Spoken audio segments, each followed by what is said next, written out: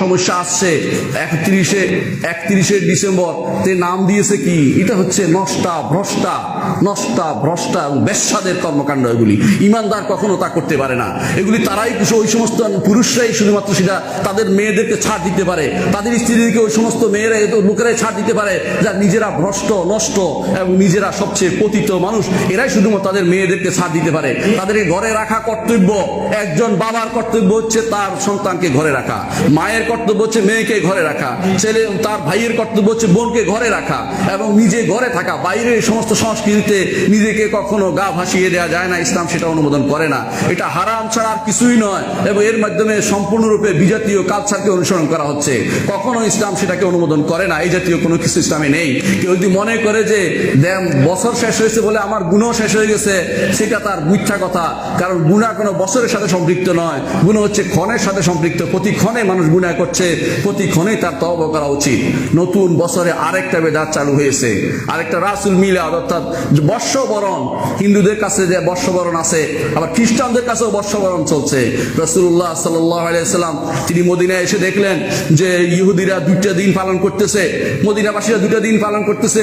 বলে যে কি পালন করবো? নওরুজ এবং মাহরাজান পালন করি আমরা। নওরুজ অর্থ নববর্ষ, প্রথম দিন পালন করেন, আর মাহরাজান অর্থ আমাদের বিশাল উৎসব, অর্থাৎ ব্যবসায়ী উৎসব পালন করতেছি আমরা। রাসূলুল্লাহ সাল্লাল্লাহু আলাইহি সাল্লাম বললেন, কাদ আবদালাকুমুল্লাহু মা হুয়া খায়রুম মিনহুমা, আল্লাহ তাআলা 2টা থেকে উত্তম জিনিস তোমাদেরকে দিয়েছেন, ঈদুল ফিতর এবং ঈদুল আযহা।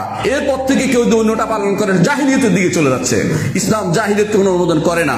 এই জন্য ইসলাম কখনো হিজরি নববর্ষ পালন করার অনুমতি ইসলাম দেয়নি। নববর্ষ পালন ইসলামে নাই। সুতরাং আমি যদি কোনো ইংরেজি নববর্ষ এভাবে পালন করে, যেটার নাম দিয়েছে খ্রিস্টীয় নামটাও ভুল তারা, কারণ খ্রিস্টের সাথে সম্পৃক্ততা নেই এটার। তারপরে তার ইংরেজি নববর্ষ, এটা যদি কেউ প্রতিপালন করে সেও বেদাতের ভিতরে পড়বে এবং এটাকে সওয়াবের আশা করে মনে করলে সে কুফরিতে পড়বে। সুতরাং সাবধান থাকতে হবে আমাদেরকে। কারণ মনে রাখতে হবে আমাদের মিল্লাত হচ্ছে মিল্লাতে ইব্রাহিম। আল্লাহ তাআলা বলেছেন, কুল মিল্লাতে ইব্রাহিম বাল মিল্লাতে ইব্রাহিম হানিফা ওয়া মা কানা মিনাল মুশরিকিন। ইব্রাহিমের মিল্লাত, এখানে কোনো কাফের দিকে কুফরের দিকে সামান্যতম ঝুঁকার কোনো অনুমতি নেই। আল্লাহ তাআলা কোরআনে কারীম বলেছেন, ইয়া আইয়ুহাল্লাযীনা আমানু, হে ঈমানদারগণ, লা তাত্তাখিযুল ইয়াহুদা ওয়ান নাসারা আউলিয়া, ইহুদি এবং নাসারাদেরকে তোমরা বন্ধু বানিও না। যে ব্যক্তি তাদেরকে বন্ধু বানাবে সেই ব্যক্তি তাদের অন্তর্ভুক্ত হবে।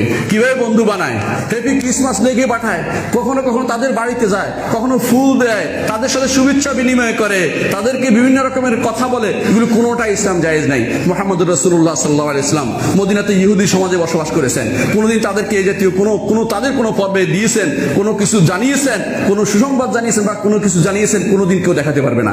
সাহাবায়ে কেরাম নাসারাদের মাঝে বসবাস করেছেন, কোনোদিন তাদেরকে এই জাতীয় কোনো কিছু কোনো জানিয়েছেন, কোনো উইশ করেছেন, এই জাতীয় কোনো শব্দ কেউ দেখাতে পারবে না কোনোদিন কোনো কিতাবে। এর অর্থ ইসলাম এটাকে অনুমোদন করে না। এই জন্য ইমাম ইবনে তাইমিয়া রাহমাতুল্লাহ আলাইহি বলেন, এগুলির সাথে একাত্মতা ঘোষণা করা জিনা ব্যভিচারের চেয়ে খারাপ। কেন? জিনা ব্যভিচার মানুষের অপরাধ বোধ থাকে, এটা অপরাধ বোধ থাকে না এবং তার মধ্যে তাদের সাথে দিনের গোড়া কেটে দেওয়া হয় সেখানে। আর এখানে সে এটা অপরাধ করেছে, তার মধ্যে অপরাধ বোধটা থাকে। মানুষ পালিয়ে অন্ধকারে করা, এটা হচ্ছে প্রকাশ্য আল্লাহ বিরোধী সব লোকের সাথে তাকে একাত্মতা ঘোষণা করা হচ্ছে। এই জন্য ইসলাম কখনো সেটা অনুমোদন করতে পারে না এবং করতে পারে না। কোনো ব্যক্তি এটা করতে পারে না। আপনার দিবস হবে সমান অন্য দিনের মতোই, কোনোদিন সেখানে অন্য কিছু গ্রহণ করতে পারবেন না, সেখানে অন্য কিছু গ্রহণ করার কোনো সুযোগ নেই।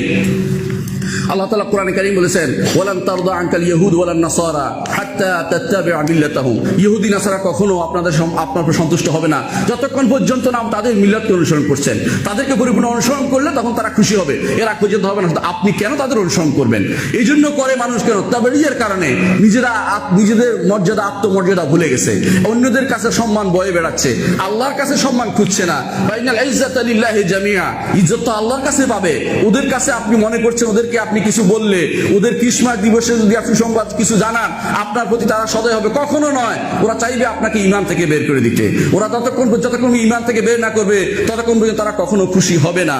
আল্লাহ তাআলা কোরআনে কারীম বলেছেন যে, ওমাই ইউশাকিকুর রাসূলা মিন বা'দি মা তাবায়্যানাল হুদা ওয়া ইয়াত্তাবি গায়রা সাবিল মুমিনিন নুওয়াল্লিহি মা তাওয়াল্লা ওয়া নুসলিহি জাহান্নাম ওয়া সাআত মাসীরা। যে ব্যক্তি আল্লাহর রাসূলের বিরোধিতা করবে এবং ঈমানদারদের পথের বাইরে চলবে, রাসূলের অনুসরণ করবে না, ঈমানদারদের পথের বাইরে চলবে। সাহাবা কেমন পথে বাইরে চলবে, নুয়াল্লিহি মা তাওয়াল্লা, যেদিকে শিখবে সেদিকে তাকে প্রত্যাবর্তন করব। তার কোনো আমল আল্লাহর দরবারে গ্রহণযোগ্য হবে না। তার সাআত মাসিরা, সে নিকৃষ্টতম তার পরিণতির দিকে সে যাবে, জাহান্নামের দিকে সে যাবে। অনুরূপভাবে আল্লাহ তাআলা কোরআন কারীম বলেছেন, ওয়া কাদিমনা ইলা মা আমিলু মিন আমালিন ফাজআলনাহু হাবাআন মানসুরা, তারা যে আমল সমূহ করে সেগুলো দিয়ে অগ্রসর হয়ে আমি তাকে বিক্ষিপ্ত ধূলিকণায় রূপান্তরিত করব। সেগুলো আল্লাহর দরবারে কখনো গ্রহণযোগ্য হবে না। রাসূলুল্লাহ সাল্লাল্লাহু আলাইহি ওয়াসাল্লাম বলেছেন, লা তাত্তাবি'আন্না সুনানা মান কানা ক্বাবলাকুম, তোমাদের পূর্ববর্তী লোকদের বিভিন্ন তরিকা পদ্ধতি তোমরা অনুসরণ করতে থাকবে। এমনকি তারা যদি কোনো গর্তের ভিতরে ঢুকে, তোমরা সেই গর্তের ভিতরে ঢুকবে। এর অর্থ হচ্ছে তোমরা প্রত্যেকটি কাজ সমানে সমানে অনুসরণ করে চলবে। তারা যা করেছে আমরা তা করতে চাই। বর্তমানে তাই আমাদের কৃষ্টি কালচার, উঠা বসা, পড়ালেখা, কাপড় চোপড় সবকিছু আমরা ইহুদি কালচার অনুসরণ করতে পছন্দ করি, ইহুদি নাসারাদের। কি জন্য হচ্ছে? রাসূল সে ভবিষ্যৎবাণী করেছেন। সে কেন? যে তোমরা হচ্ছে সেজন্য তাদের মতো ইহুদি ভাগ ভাগ হয়ে যাবে, দিনকে ভাগ ভাগ করে নেওয়া হবে। তাই হচ্ছে বর্তমানে রাসূলুল্লাহ সাল্লাল্লাহু আলাইহি ওয়াসাল্লাম বলেছেন, মান তাশাব্বাহা বিকাওমিন ফাহুয়া মিনহুম, কেউ যদি কোনো জাতির সাথে সামঞ্জস্য বিধান করে চলতে চায় তাদের মধ্যে তাদের অন্তর্ভুক্ত হয়ে যাবে। রাসূলুল্লাহ সাল্লাল্লাহু আলাইহি ওয়াসাল্লাম বলেছেন, খালিফুল ইয়াহুদ, ইহুদিদের বিরোধিতা করো, খালিফুল মাজুস, মাজুসদের বিরোধিতা করো, খালিফুল মুশরিকিন, মুশরিকদের বিরোধিতা করো। তাহলে বোঝা গেল যে এই সমস্ত জিনিসে কখনো একজন মানুষ এদের অনুসরণ করতে পারে না। ইমানদার সবসময় প্রত্যেকটি কাজ কর্মে নিজের স্বকীয়তা বজায় রাখবে।